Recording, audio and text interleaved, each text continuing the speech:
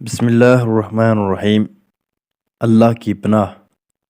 اے عورتوں سن لو، نبی صلی اللہ علیہ وسلم نے فرمایا، اور دوسری قسم ان عورتوں کی ہے جو لباس پہننے کے باوجود ننگی ہیں، سیدھی راہ سے بھٹکانے والی اور خود بھی بھٹکی ہوئی۔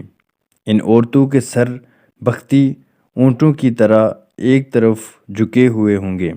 وہ عورتیں نہ جنت میں داخل کی جائیں گی اور نہ ہی جنت کی خوشبو پا سکیں گی، اور جنت کی خوشبو اتنی دور سے ہی محسوس کی جا سکتی ہے۔ مالک نے خاتون کو عورت کہا ہے، یعنی چھپی ہوئی چیز۔ قرآن مجید میں مومنہ خواتین کو پردے کی لازمی تاکید کی ہے اور بتایا کہ یہ ایک مسلم اور کافر عورت کے درمیان فرق ہے۔ لیکن افسوس کہ آج کلمہ گو خواتین کا پردہ کرنا تو دور کی بات، وہ اس طرح کے مختصر اور تنگ کپڑے پہنتی ہیں کہ جسم واضح طور پر نمایاں ہو رہا ہوتا ہے۔ کاش کہ وہ یہ حدیث پڑھ لیں۔ شکریہ۔